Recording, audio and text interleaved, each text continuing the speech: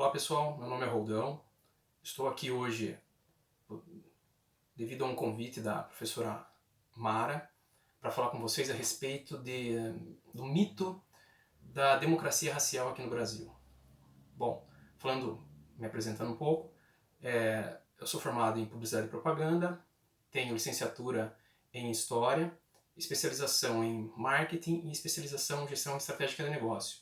E também sou mestre em Comunicação e Cultura pela Universidade de Sorocaba.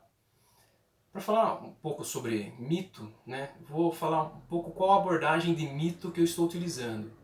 Porque para falar sobre mito tem vários aspectos que a gente pode estar abordando e nem todos eles são negativos. Nesse especificamente vai ter uma conotação um pouco negativa, né, ou bastante negativa, mas não necessariamente o mito é algo que seja negativo.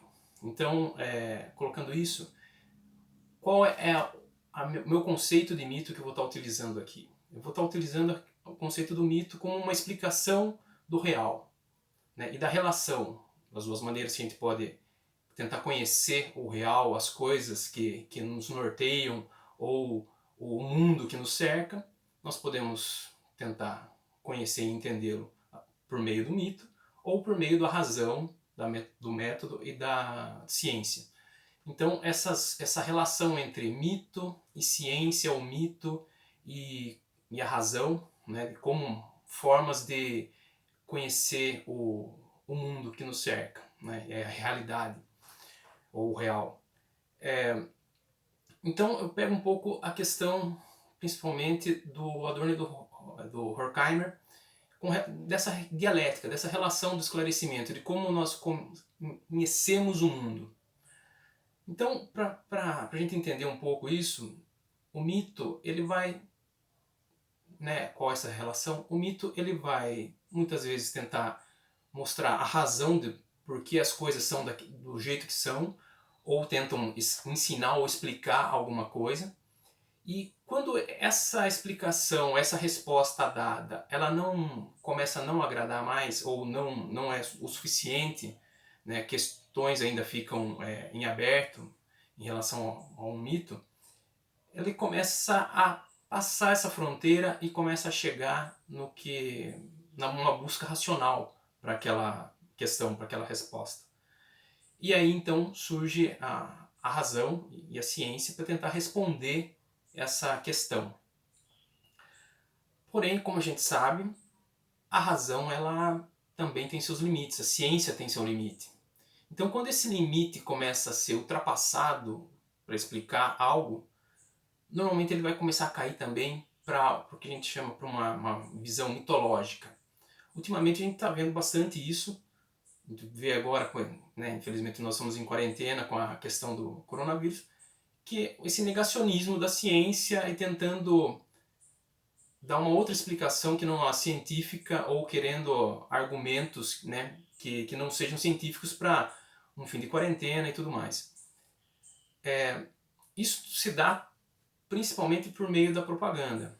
Então a propaganda ela vai ser uma ferramenta para tentar esses novos mitos que tentam surgir, como terra plana e tudo mais, ela vai surgir aí principalmente como propaganda e não como um conhecimento e talvez aí uma tentativa de mitificar uma situação que se desconecta da realidade, né? Ou tentar achar uma explicação que seja convincente ou que agrade a determinados grupos. Então tem essa característica também. Quando a ciência ela dá uma resposta, mas essa resposta ela não agrada a determinados grupos por interesse financeiro, econômico ou político, busca-se, principalmente por meio da propaganda, criar uma realidade não ficcional, né? Uma realidade mais mitificada para tentar explicar ou justificar, né, determinados posicionamentos ou legitimar determinadas posições ou garantir a relação de poder que se estabelece em muitos casos ou atender esses interesses. Então, né, tendo isso colocado, eu quero falar um pouco sobre como que surge então o mito da democracia racial aqui no Brasil.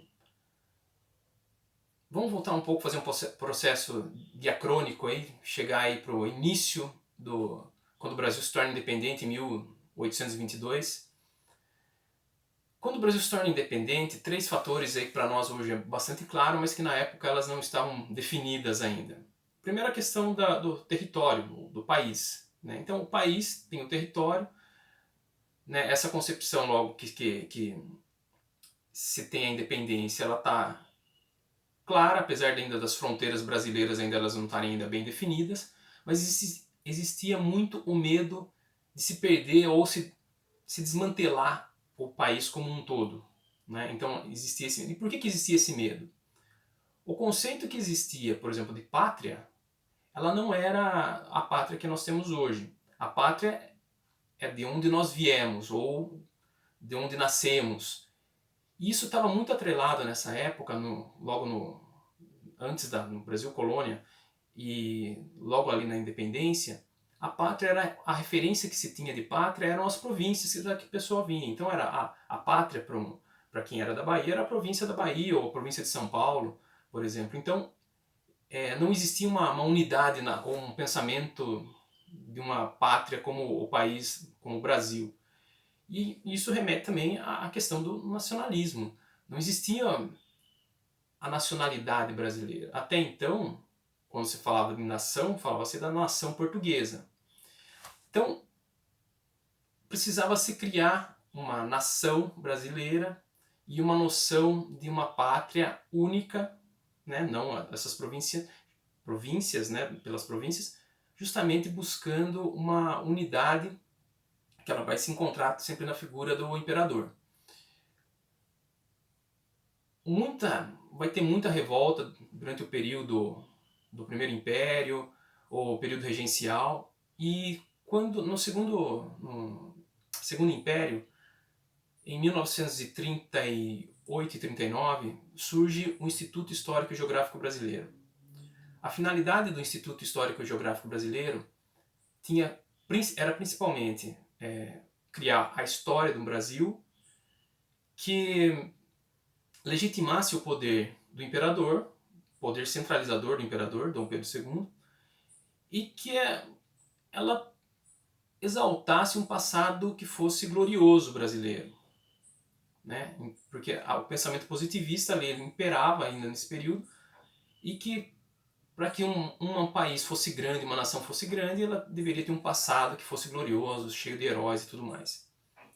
Então, em 1940 é feito um concurso para dizer como que seria escrita essa historiografia brasileira. Quem ganha é o Von Martius, né? Como se escrever a história do Brasil. E o aspecto principal que tem aí, que está pro José Carlos Reis, o historiador José Carlos Reis, ele coloca aí como o embrião aí do mito da democracia racial, tem como essa principal característica que ele diz que o Brasil seria uma terra, a terra da união de três povos, né? Então seriam o português, civilizador,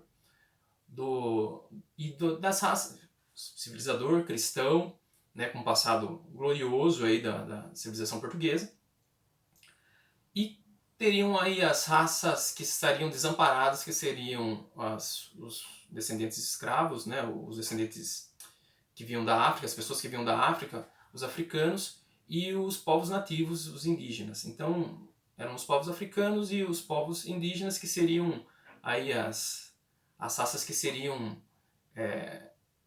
colheriam a benesse de uma cultura superior, né?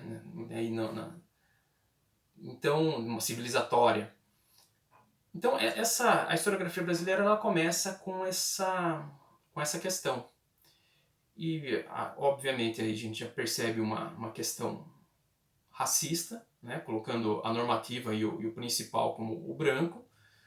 Né? Então ela vai já ajudando a criar uma mentalidade do branco superior e dos outros povos que estavam desamparados e que obviamente eles se seguissem a cultura e as normas impostas pela civilização branca, eles estariam aí engrandecendo ou seria uma benesse para esses povos aí.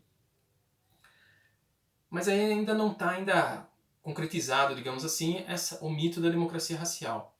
Então, isso vai começar a ter uma característica mais forte, se concretizar efetivamente ali, nos anos 30, principalmente com a obra do Gilberto Freire, Casagrande e Senzala. E o que o Casagrande e Senzala tem de diferente? Primeiro, existia uma questão que no século ali, até antes do Gilberto Freire, alguns historiadores eles questionavam se a vinda das pessoas escravizadas da África, né, teria sido positivo ou negativo para o Brasil. Majoritariamente eles consideravam como um aspecto negativo, porque teria enfraquecido a raça brasileira, né, a presença dos negros aqui no Brasil. Mas o Gilberto Freire ele coloca o oposto disso. Ele coloca que, na realidade, o que faz o Brasil ser o Brasil é justamente essa miscigenação.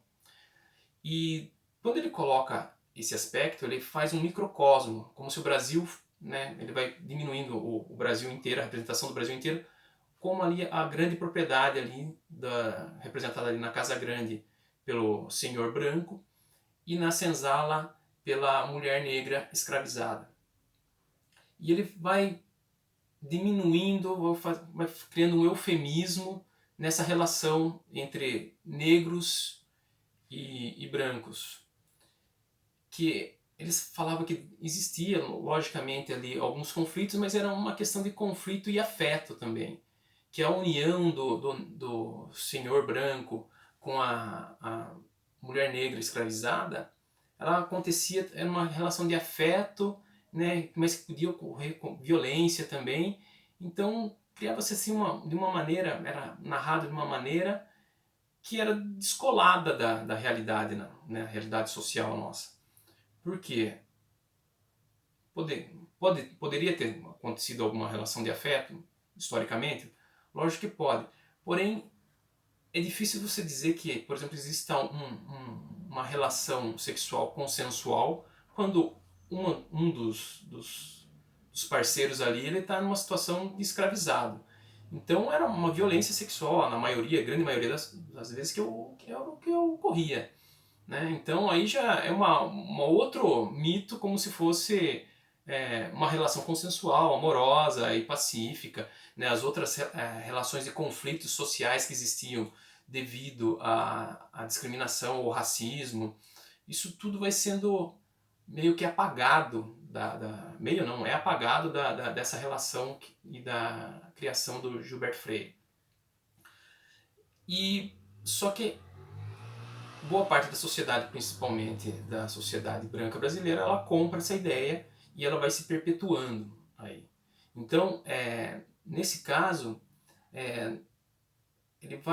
existe uma relação, obviamente, que é uma relação de poder, porque ela serve como uma relação de sustentar ou justificar uma relação de dominação, porque ela vai falar assim, não, no Brasil não existe racismo. O que ocorre é...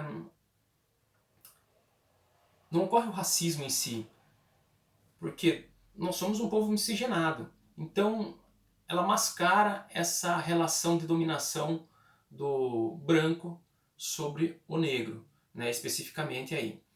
Eu vou fazer um intervalo e vou cortar o vídeo, fazer um vídeo em duas partes e falar quais são as consequências dessa mentalidade, né, que surge então, ou que se consolida mais ali com a Casa Branca e Senzala do Gilberto Freire, né, esse pensamento harmonioso, né, de união de raças, né, sem conflitos, e quais são os impactos isso, sociais aí,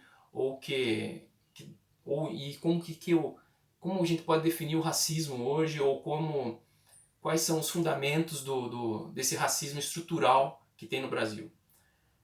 Então, até o segundo vídeo aí na sequência aí para ficar mais fácil para vocês entenderem. Obrigado.